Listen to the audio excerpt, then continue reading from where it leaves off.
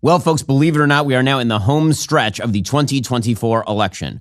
Both the RNC and the DNC have taken place. We are still sort of awaiting word as to how much of a convention bounce Kamala Harris received after the DNC, or how much of a reverse bounce Donald Trump then received after RFK Jr.'s endorsement on Friday. Suffice it to say that the race is extremely close. You've seen a little bit of national polling suggesting that Kamala Harris has jumped into a fairly solid lead, 6 or 7 points, but that is not durable polling at this point in time yet. We have to see how everything sort of settles out, how it shakes out. Right now, in the Real Clear Politics polling average, Kamala Harris has about a 1.5 point lead. In the Nate Silver expectation in terms of popular vote, she has about a 4-point lead. In the states, however, this thing is absolutely tight as a tick. We are talking about a dead heat in pretty much every state. The following states are all within 2 percentage points in the polling average, according to Real Clear Politics: Wisconsin, Pennsylvania, Michigan, Arizona, Nevada, North Carolina, and Georgia. Remember, just for the sake of the map, in order for Donald Trump to win, he has to win North Carolina, Georgia, Arizona, and then one of Wisconsin, Pennsylvania, or Michigan. That's what he has to win in order to take the presidency back from the Democrats. In order for the Democrats to win, they can lose North Carolina, Georgia, Arizona, and Nevada, as long as they hold Michigan, Pennsylvania, and Wisconsin. So again, most of this comes down to the blue wall. If they pick up any of those other states, good indicator that Kamala Harris will in fact be the next president of the United States. But all of these polls are basically dead heats. Wisconsin is a 1-point game in favor of Kamala Harris. Again, that's within margin of error. Pennsylvania is a dead heat, Trump plus 0.2. Michigan, Harris plus 2. Arizona, Trump plus 0.2. Nevada, Trump plus 1.4. North Carolina, Trump plus 0.9. And Georgia, Trump plus 1. These are very, very tight numbers. Now, here's the thing. We may have hit the high water mark for Kamala Harris. This is the point that I was making last week. She has now gone. Got to update the timer. Got to update the clock. Here we go. You ready? 37 days without answering a single serious question about, defenestrating her boss and then taking over, and about the fact she's been vice president for the past 3.5 years, and why exactly she's not running as the incumbent. Why is she running away from her own record at this point? 37 days, which is absolutely sickening and disgraceful. What we just watched is one of the most jaw-droppingly historic moments in American history, where the sitting president and the nominee of a major party is completely supplanted by a person who has won 0, count them, 0 primary votes. And then no one asks a single thing about this person's positions. In fact, they run screaming from having to answer any questions about this person's position. If you want to look at the definition of machine politician, Kamala Harris is a machine politician. She was literally put into place after winning 0 primary votes as vice president because many of the activist members of the Democratic Party base and the Democratic Party honchos decided they were going to elevate Kamala Harris to the position of the vice presidency because of her intersectional qualities, because she was a black woman. And that's not me that said it. It was Joe Biden that said it. Every time he talked about how historic it was that he had selected her, he was tacitly and not so tacitly saying that he had selected her because of those qualifications. It certainly wasn't because of her massively successful presidential run, where she dropped out so early she didn't even make it to her home state of California. Barack Obama, if you'll recall, in 2019 was very disappointed at Kamala Harris's performance because he wanted her to be the nominee. He was a Harris ally, not a Biden ally. And then she fell out of favor. And then Barack Obama sort of put in the final note to Joe Biden to pick Kamala Harris, which, as it turns out, was a horrible move because she then proceeded to backstab him along with Barack Obama and Nancy Pelosi and all the rest. And the minute, literally the minute that Kamala Harris steps into the race, all the positions are shaken up. All the positions are etch-a-sketched out of existence. They don't exist anymore. She is no longer linked with the administration that bears her name. It's been the Biden-Harris administration since day one. That was a point that Joe Biden publicly made over and over. He would not stop saying Biden-Harris, Biden-Harris, Biden-Harris. And now we are told that not only is she an amazing politician, which she is not, we are told she has no responsibility for anything that has happened under the Biden administration. Despite the fact that, yes, he did in fact call her his border czar, despite the fact that she has been involved in supposedly every major foreign policy decision of his presidency, including the disastrous Afghanistan withdrawal, where she brags she was the last person in the room. It turns out that she was also put in charge of the National Space Council. Well, weirdly enough, we now have 2 astronauts who are literally stuck in space. There is no way to get them back down. So everything she touches is a giant fail. But the machine wants her because all that the machine cares about is that its positions are forwarded. This is the difference between the Democratic Party and the Republican Party. The Republican Party is effectively a bunch of people who get together once every 4 years. And then they kind of throw crap against the wall, see what sticks. There's some primaries. There's no actual internal organization. There's no Machiavellian moves happening behind the scenes at the RNC. It's kind of a bleep show. That's the reality of the RNC. The DNC is a smoothly oiled machine. And that machine was breaking down because its face was a dead person. The face of the machine was Joe Biden. And so they did what a machine would do. They ousted the dead body, and they put in place a fresh new face. And the fresh new face, Kamala Harris, who is not fresh or a new face, she was made into a fresh new face, and they promptly infused extraordinary amounts of cash. She has now raised a war chest of $540 million in the last 4 weeks. $540 million. Now, that's not all small donors. That's not all people just getting enthused. That is people who are dumping vast quantities of cash into the campaign.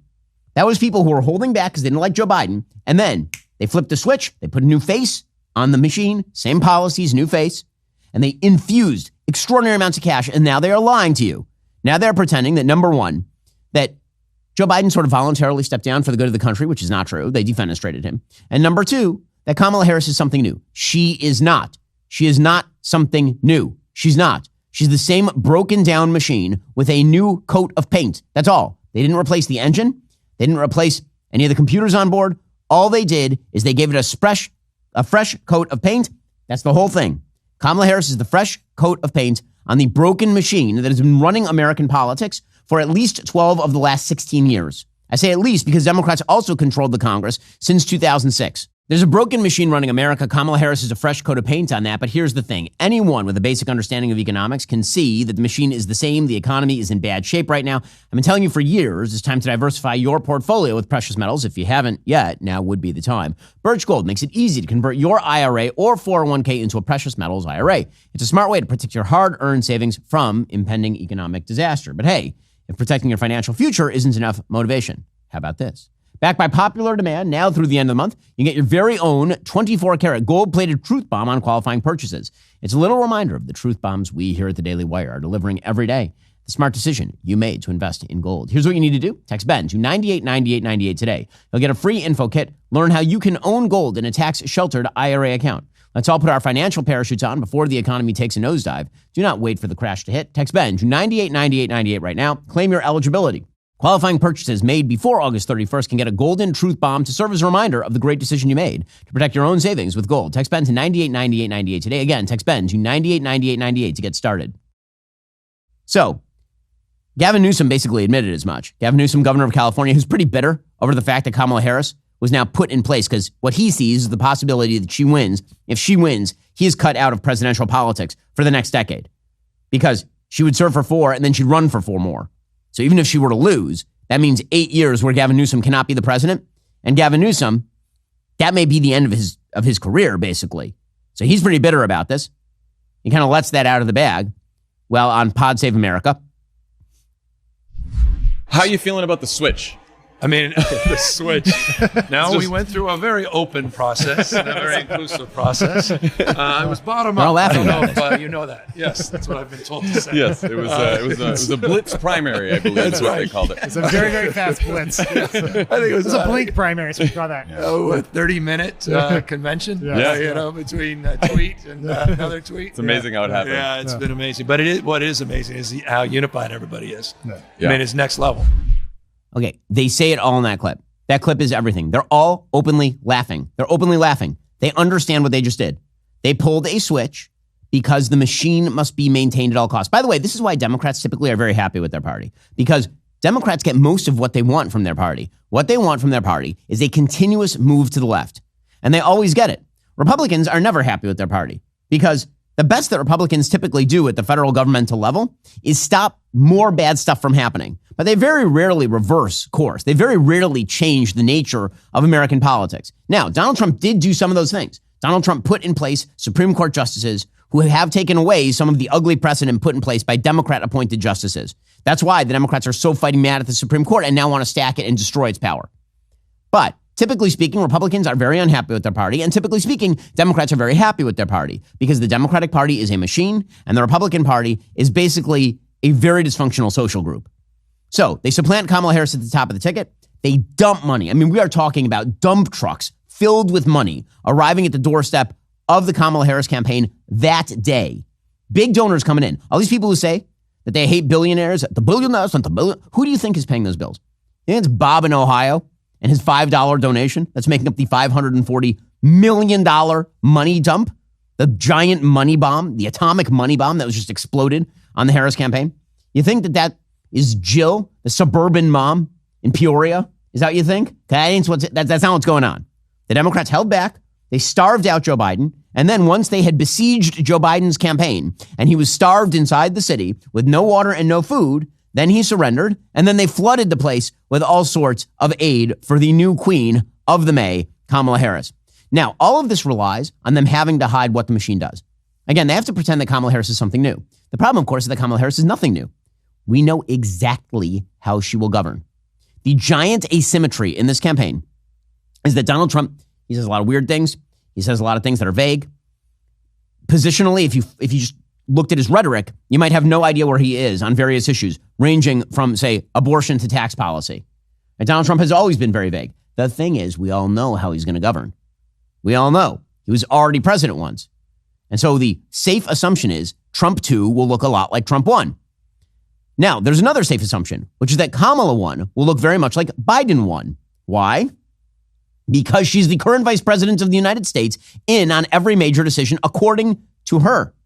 According to her. So whatever she says, it's what she does that matters. But we are now being told the greatest lie of all, which is that we are not to pay any attention to her statements about her positions in 2019, 2020. Those are of no matter. Those are of no consequence. She can jettison those freely.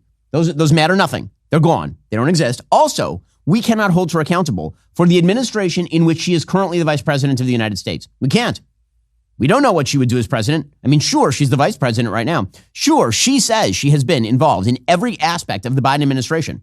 Sure, she's on foreign policy calls with the president of the United States, like right now, in the public readouts. But we are supposed to believe she has nothing to do with the Biden administration. Biden-Harris, the Harris, it's gone. So she wants it both ways. She wants the prestige of the VP nomination and the prestige of the VP slot without any of the actual responsibility that goes with being part of the administration. So according to this math, Kamala Harris is an absolutely blank slate. Kamala Harris is not the machine. She is not a fresh coat of paint on the machine. She's just something brand new, and she is the party. Now, all of this relies on them hiding Kamala Harris. As we say, 37 days, no interviews. Now, she is deigning, apparently, to do an interview at the end of the week. NBC News has announced that she will do an interview sometime this week. We have no idea what it's going to be. We have no idea who it's going to be with. We have no idea what it's going to constitute. But sometime this week, she may do an interview. Well, shouldn't we all just be excited? We're now 40 days into the campaign. Understand how unbelievable this is and how insulting and gross it is. Right? This is a democracy where we are supposed to be able to vote on the basis of the prospective policies of the candidates. We are not supposed to be given a face and then we are supposed to sort of just guess at what the face thinks. That's not how this works. That's how dictatorships work, is that it doesn't matter what the person's policies are. You worship Big Brother. But this is not exactly how you're supposed to do democratically run elections, is that you're supposed to guess at their positions. But that's precisely what they've done. And understand, the whole point in delaying this is to make sure that no one knows her positions when they go to the polls. That is the entire point here. North Carolina starts mailing out its mail-in ballots in 11 days. 11. Okay, the election isn't until November 5th, but half the votes are going to be mail-in votes. And those mail-in votes are going to start getting sent in the next 2 weeks. 2 weeks. Which means all they got to do is hide this crap for another month, and they're good. In fact, Kamala Harris is now attempting to switch all of the terms of the debate to which she has agreed with President Trump. She wants to now change the rules. She's come out of the woodwork to explain that she actually wants the mics to be hot. Kamala wants to change those debate rules. She must be losing sleep over the possibility someone will call her on her nonsense, but you can't afford to lose sleep, which is why you need your Helix Sleep mattress. I rely on my Helix Sleep mattress. I can't keep up with my day if I don't get a good night's sleep. My Helix mattress makes that happen. Helix harnesses years of mattress expertise to offer a truly elevated sleep experience. The Helix Elite Collection includes 6 different mattress models, each tailored for specific sleep positions and firmness preferences. If you're nervous about buying a mattress online, you don't have to be. Helix has a sleep quiz that matches your body type and sleep preferences to the perfect mattress, because why would you buy a mattress made for someone else? I took that Helix quiz. I was matched with a firm but breathable mattress. I love it. My wife loves it. We are big Helix fans at the Shapiro house. Helix has a 10-year warranty. You can try it out for 100 nights risk-free. They'll even pick it up for you if you don't love it, but you will. Helix's financing options and flexible payment plans make it so a great night's sleep is never far away. For a limited time, Helix is offering up to 25% off all mattress orders plus 2 free pillows for our listeners. Just head on over to helixsleep.com/Ben. That's helixsleep.com/Ben. This is their best offer yet. It's not going to last long. With Helix, better sleep starts right now. helixsleep.com/Ben. So you remember back when Joe Biden was the actual nominee, and then he had a debate with President Trump, and then he completely fell apart during the debate. Well, one of the rules that Joe Biden wanted was that the mics would be muted. And presumably he wanted that because he was afraid that Trump was going to slip in some sort of jab or punch while he was unable to talk. So now, in the second debate, those rules had already been set. Now, the Harris campaign is trying to switch the rules again. According to Politico, with just 15 days left until the scheduled September 10th presidential debate between Vice President Kamala Harris and former President Donald Trump, negotiations between their two campaigns have hit an impasse over whether the candidates' microphones will be muted when it is not their turn to speak, according to 4 people familiar with the issue. Why? Because Kamala Harris wants the mics to be hot. Why does she want the mics to be hot? Why? Well, she is betting, number one, that Trump won't be able to contain himself, that Trump will find a way to talk over her, and then she will be able to do the, I'm talking. She did that against Mike Pence, if you recall, back in 2020. They were debating. He didn't really interrupt her. She jumped in to pretend that she was being victimized because she's a woman. It was the most pathetic, ridiculous routine. She's going to try that again with the, I'm talking here, Donald. I'm talking here, Mr. President. She's going to do that routine to pretend she's a victim. And so she wants that, if the rules are as they currently are, she can't do that. She wants that back on the table. 2, she wants to be able to interrupt Trump because she wishes for her ability, along with the media, to jump in and quote unquote fact check him in real time to get under his skin. That's the entire goal. So according to Politico, Brian Fallon, the Harris's campaign senior advisor for communications, says, quote, we have told ABC and other networks seeking to host a possible October debate. We believe both candidates' mics should be live throughout the full broadcast. Our understanding is that Trump's handlers prefer the muted microphone because they don't think their candidate can act presidential for 90 minutes on his own. We suspect Trump's team has not even told their boss about this dispute because it would be too embarrassing to admit they don't think he can handle himself against Vice President Harris without the benefit of a mute button. Privately, the Veep's team believes Harris can get Trump to lose his cool and say something impolitic on the mic. But here's the reality. They are now changing the rules. Jason Miller, senior advisor for Trump, told Playbook, quote, enough with the games. We accepted the ABC debate under the exact same terms as the CNN debate. The Harris camp, after already having agreed to the CNN rules, asked for a seated debate with notes and opening statements. We said no changes to the agreed upon rules. So she wanted to be seated because Trump is taller than she is. And they wanted notes because Kamala Harris off her notes is a disaster area. So they want to change all the rules. So again, the whole goal here is to change all the rules. And they're hoping that if the negotiations break down, there won't be any debates at all, which would be her ideal. She wants no debates. She never wants to be fact-checked. She never wants to be asked a simple question. The entire Trump campaign at this point should be the following 6 words. So why didn't you do it? Every time she says she wants to do something, the answer from Trump should be, so why didn't you do it? You say that you want to secure the border, so why didn't you do it? You say you wanted to bring down inflation, so why didn't you do it? You say that you want to make housing cheaper, so why didn't you do it? You're the vice president of the United States. That's the point. He needs to say that over and over and over. Why didn't you do it? Because he did. He was the president. And you can look at his record and you can look at her record. But again, the entire goal here is to obscure her record and pretend that she doesn't exist. She only exists as a concept. So the other day, this is just beautiful Kamala Harrising. So she is asked a question, what are you going to do next? Like, where are you going? And she says, I'm going to walk up these stairs and you're going to get this crap for her entire presidency. She's going to be asked a question and then she's going to describe the next thing she does. She's going to be at a press conference about what's going on in Ukraine. I mean, so what are you going to do next? She's going to be like, I'm going to breathe in and breathe out and then breathe in and then breathe out. And then I'm going to walk out this door. Here we go.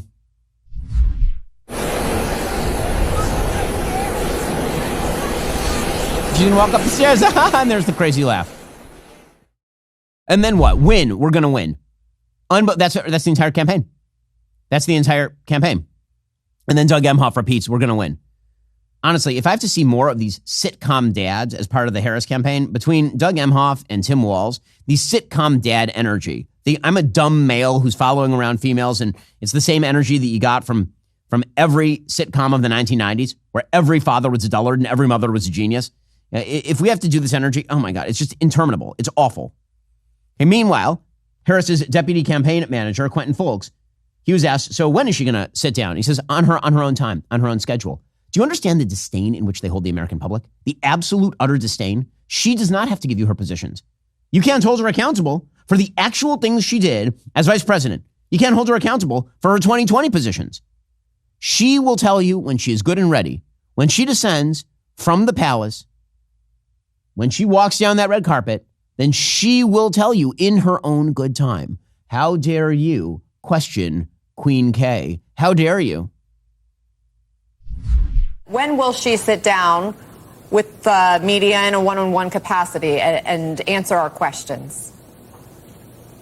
I think she'll sit down on her time. Look, as you mentioned, this was a truncated time frame. We have made sure that we were getting out, talking to voters. I think people forget just how short of a time frame it has been. Unbelievable. In their own time.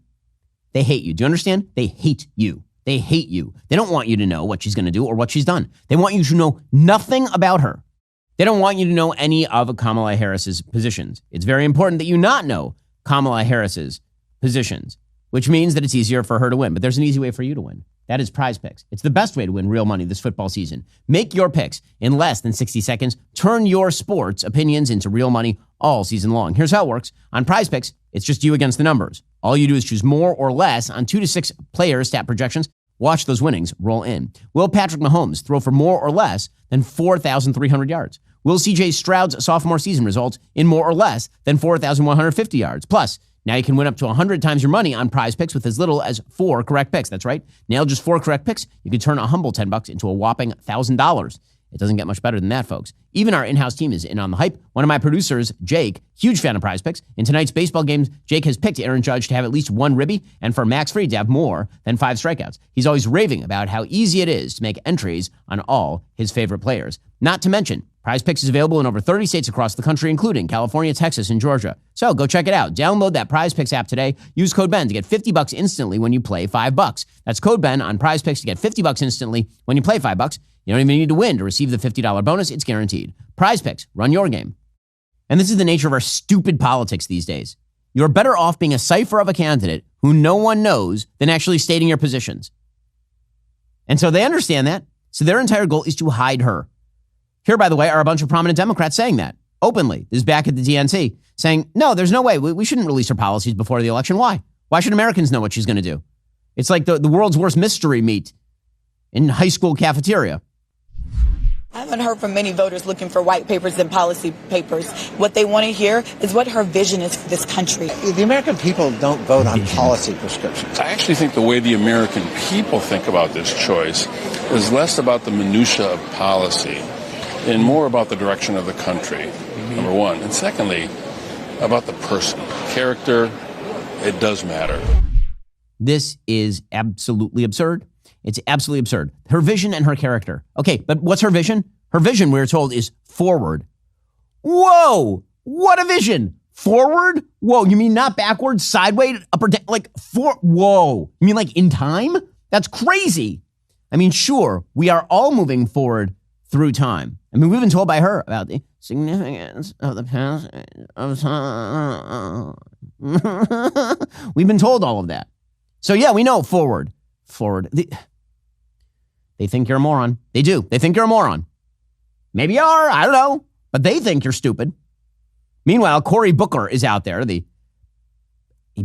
Cory Booker, senator from New Jersey and Potato Head, who occasionally puts on his angry eyes. Anyway, Cory Booker, he's out there saying, I don't even know where these claims coming from that she's vague about her positions. I mean, she's not. They're trying to drive you insane. They're trying to drive you insane.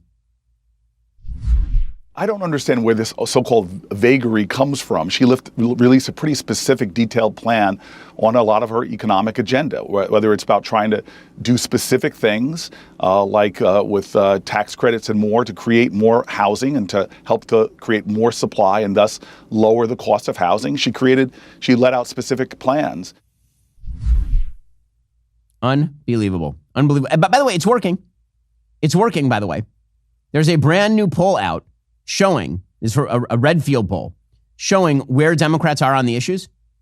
Democrats on the issues are now they're only at -2 on immigration. How did that happen? They're down 20. And the answer is constantly repeating propaganda. Meanwhile, every so often they let the mask slip. So, for example, Representative Summer Lee, who's a full-on radical from Pennsylvania, she's like, no, I think she's going to be kind of radical. I actually don't think that she's going to be a centrist.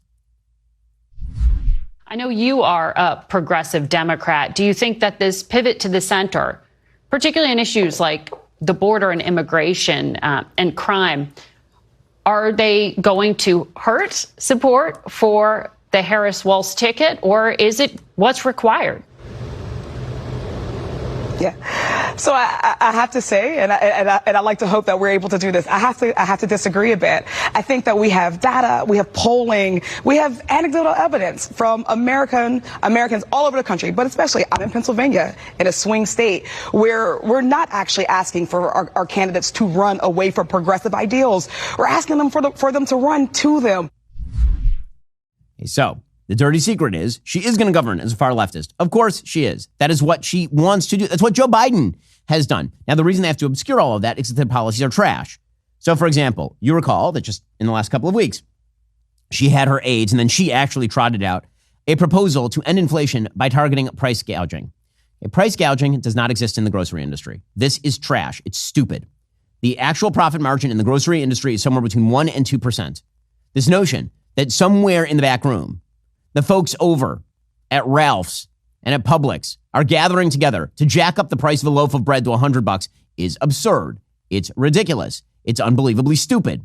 But here are Democrats who endorsed her price gouging plans because this is the way that it works. She says something dumb. The entire Democratic Party then rushes to defend it.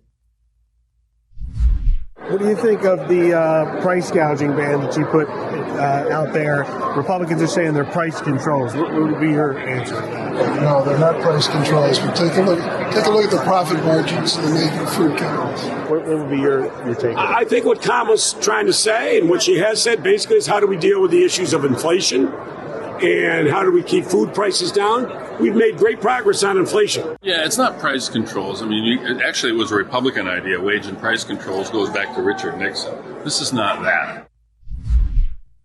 Look at them trying to spin it. They're trying to spin it. They're trying to spin the price gouging. We totally endorse what she says. I mean, it's really stupid, but we endorse what she says. I mean, they're just trying to get inflation under control. Democrats are trying to spin Kamala Harris's price gouging plans. In fact, if they were going to create a bumper sticker for her price gouging plan, well, they wouldn't do that because that would be really stupid. But if you are looking to wear your beliefs on your sleeve, well, the best place to do that is Sticker Mule. Wearing your beliefs on your sleeve isn't just a metaphor anymore. It's a radical act of free speech. If you dare to express an opinion the woke mob does not like, they will destroy you. We've seen it happen a lot. That's why I'm excited to tell you about the Daily Wire's partnership with Sticker Mule. Sticker Mule is not just any old merch company. They're the internet's favorite place for custom stickers, magnets, and more. Plus, they're based. Sticker Mule's co-founder and CEO recently vocalized his support for President Trump, calling for an end to political hate in the wake of the attempt on Trump's life. Now, Sticker Mule is bringing you exclusive Daily Wire merch. Cool stuff. By shopping at stickermule.com/dailywire, you're not just getting awesome merch, you're supporting free speech, standing up against leftist groupthink.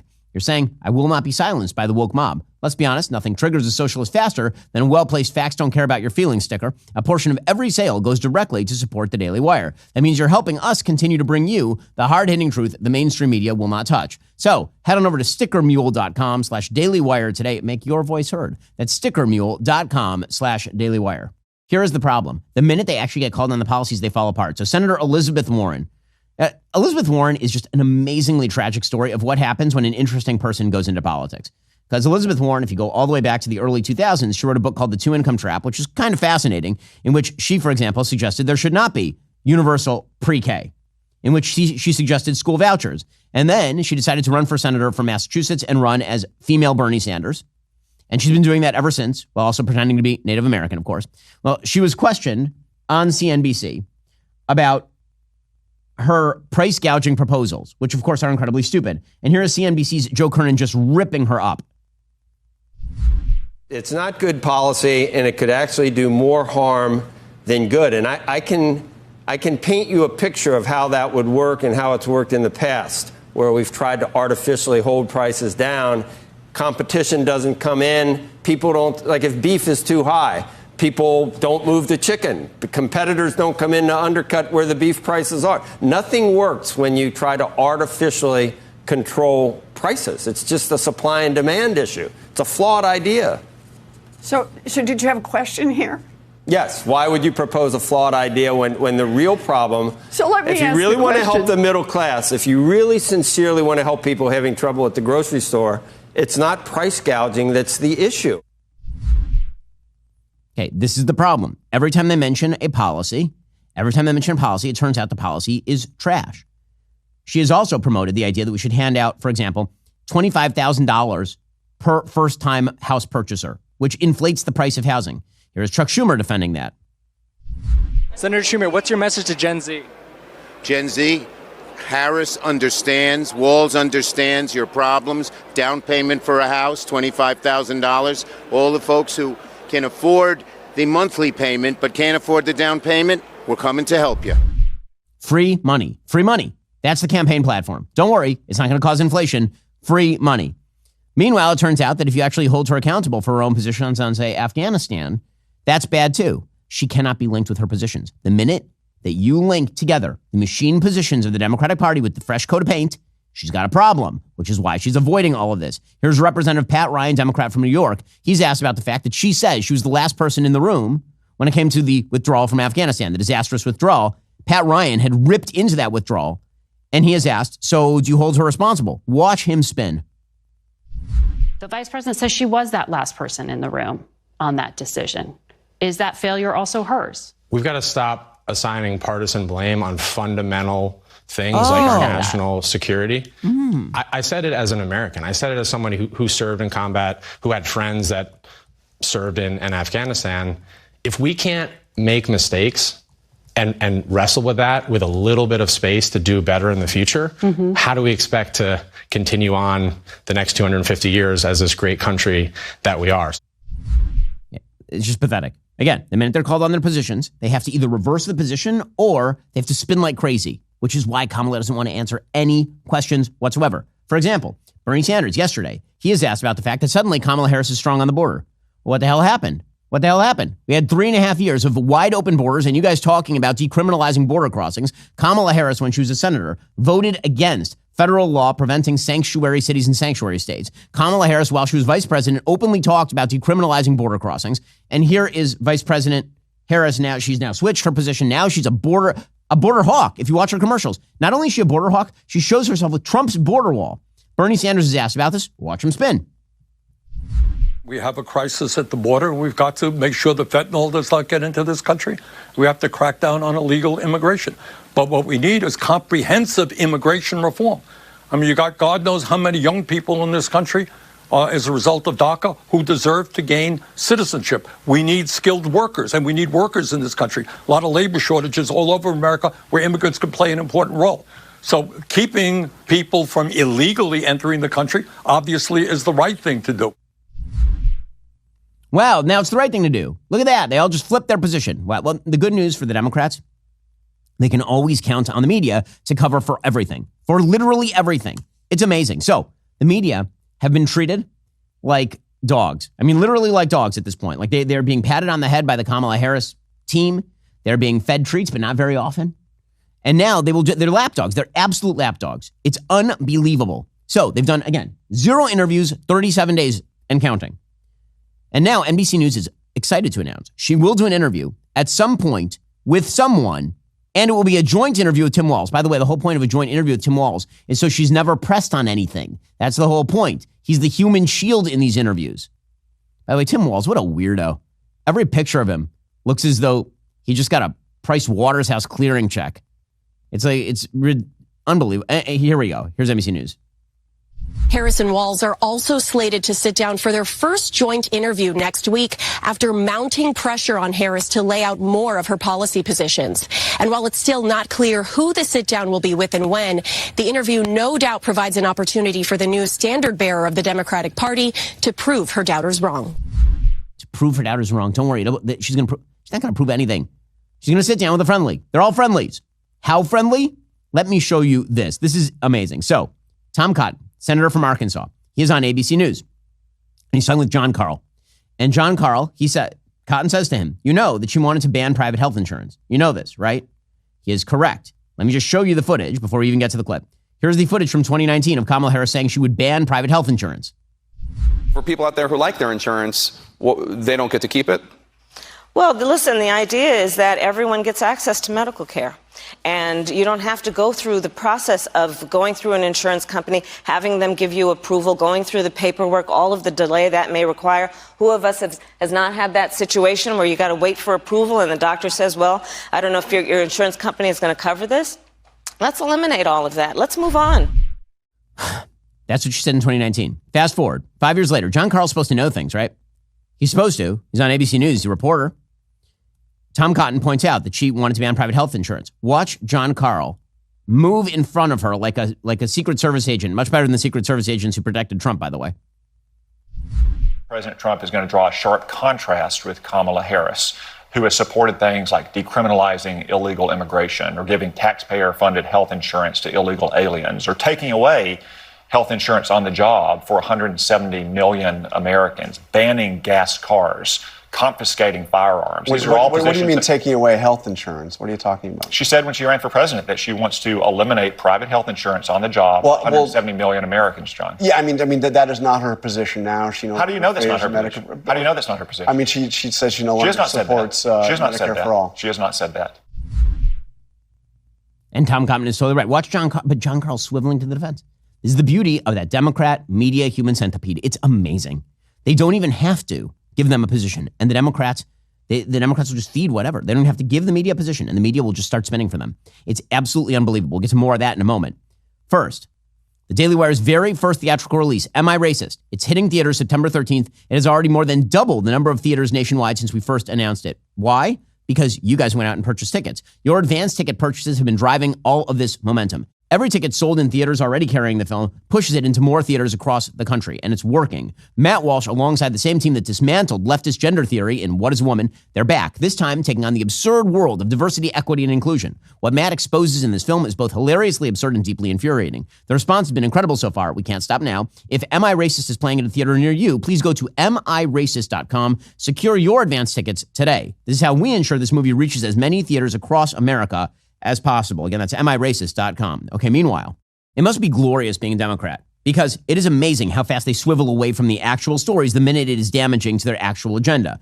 Remember, they would not cover Joe Biden being senile until it was made perfectly apparent to the entire American public that he was in fact senile. Then they did 3 weeks of stories about how he was senile. They drove him from the race. They went back to covering nothing about Joe Biden, mentioning 0 things about Joe Biden. He's actually a sacrificial old man, a self-sacrificing old man. And Kamala Harris, who they covered for years as what she was, a complete incompetent and utter dullard, they are now covering as though she is the great light bringer. It's incredible.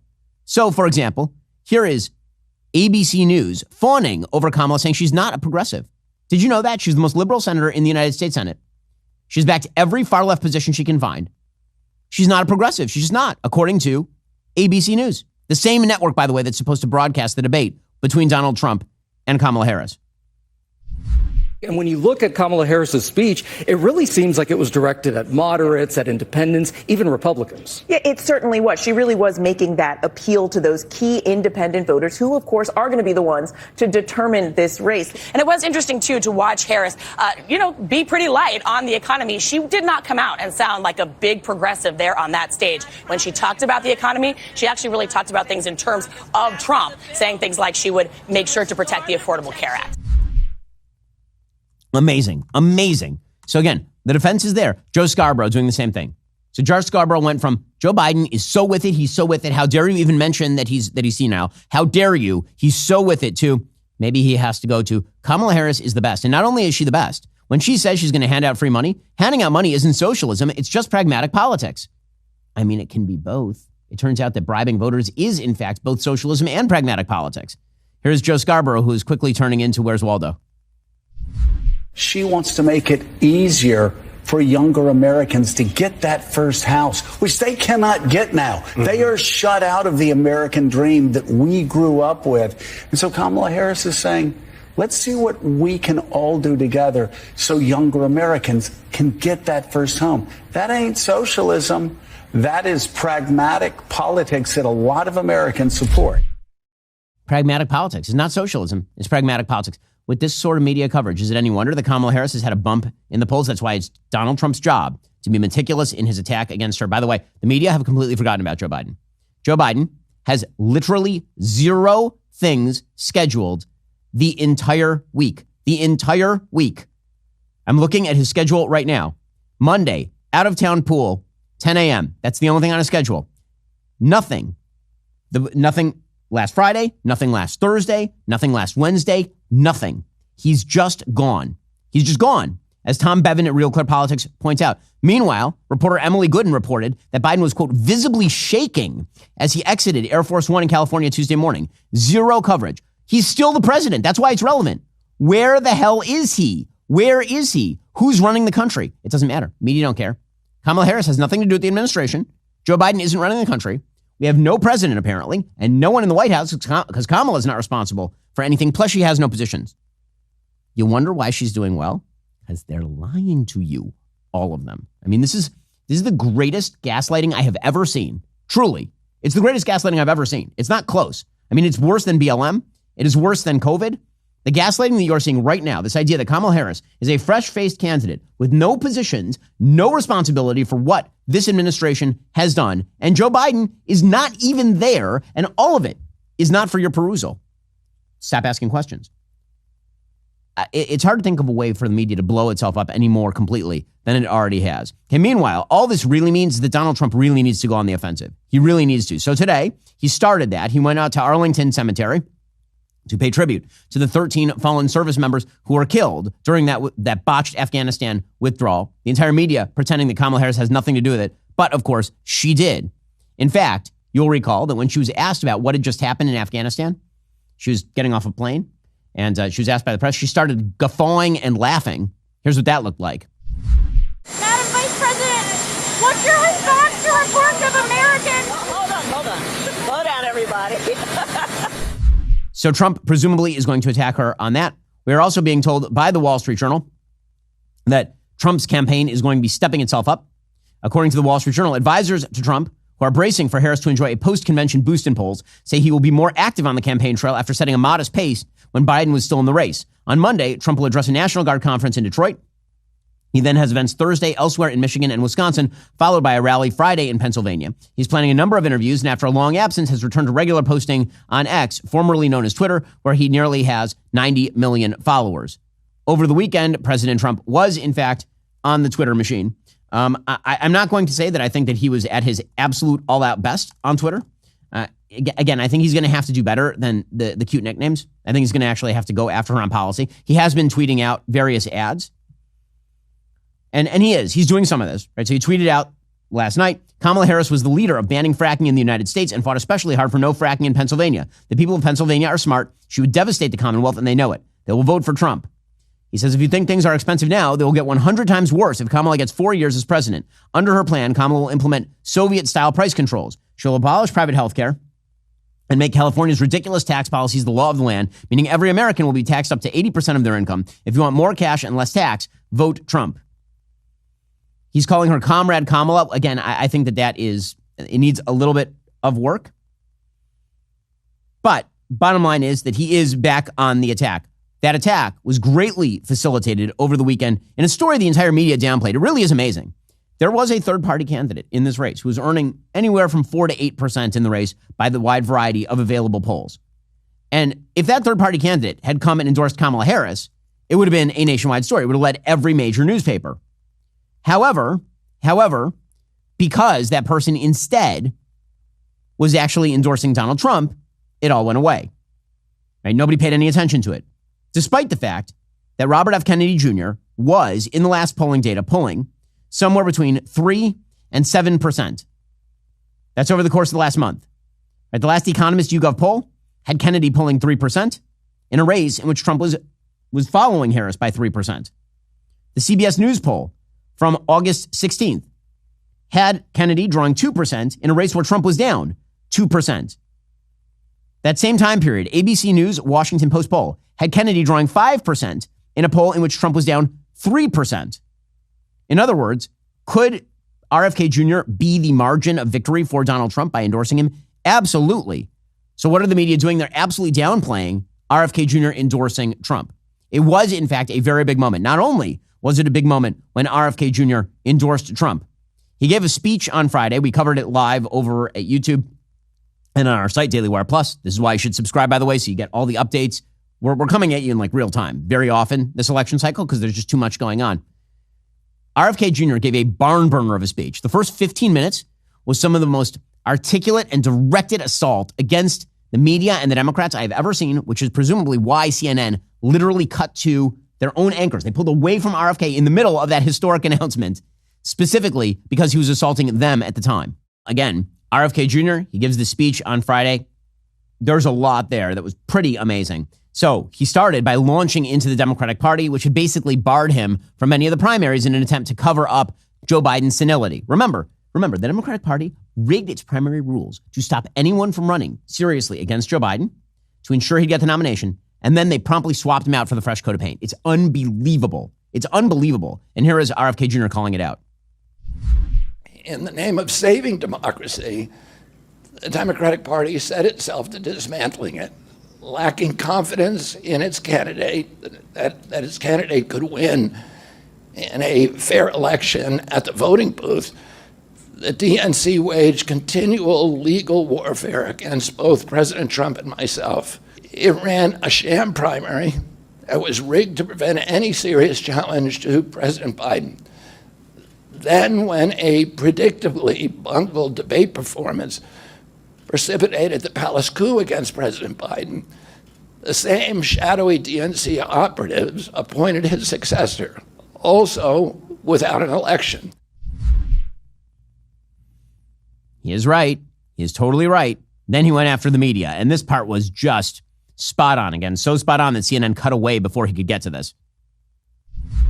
Over the course of more than a year, in a campaign where my poll numbers reached at times in the high 20s, the DNC-aligned mainstream media networks maintain a near perfect embargo on interviews with me. During his 10-month presidential campaign in 1992, Ross Perot gave 34 interviews on mainstream networks. In contrast, during the 16 months since I declared, ABC, NBC, CBS, MSNBC, and CNN combined gave only 2 live interviews from me. Those networks instead ran a continuous deluge of hit pieces with inaccurate, often vile, pejoratives and defamatory smears. Some of those same networks and colluded with the DNC to keep me off the debate stage. He is right about that. He's right about that. Okay, then he actually formally endorsed Trump in the middle of the speech. Here's what it sounded like. It's with a sense of victory and not defeat that I'm suspending my campaign activities. Not only did we do the impossible by collecting 1 million signatures, we changed the national political conversation forever. And these are the principal causes that persuaded me to leave the Democratic Party and run as an independent. And now to throw my support to President Trump. The causes were free speech, the war in Ukraine, and the war on our children. He endorses. That's a big deal. That's a big deal. I know that many people are trying to play that down. They're trying to suggest he doesn't have that many voters who are left. The reality is that the voters who left him already went to Kamala Harris. So he was just a holding position for people who were favoring Trump but liked RFK better. And now he is fully joining in the campaign. You can hear the enthusiasm that's been injected into the Trump campaign. On Friday, Trump introduced him at a speech in Arizona, and here's what that sounded like. Robert F. Kennedy Jr. I will tell you, we are both in this to do what's right for the country. That's one thing I can tell you. And the crowd goes absolutely berserk. And that's a big thing. So we are now in the home stretch of this campaign. It is up to Donald Trump to actually prosecute the case against Kamala Harris. Now, again, he's going to be fighting in the face of an overwhelming media tsunami like you've never seen. I mean, we've been watching it happen in real time. And it is mind-bogglingly crazy to watch the media simply openly be the Praetorian Guard for Kamala Harris. You're also going to be doing it in the face of institutions like the Federal Reserve. Jerome Powell, late last week on Friday, he suggested that the time had come for rate cuts. Why, just in time for the election. Who could have predicted such a thing? Here is Jerome Powell who presided over 40-year highs in inflation, but now he's going to fix things. He's going to do it just in time for the Democrat to win an election in November. The time has come for policy to adjust.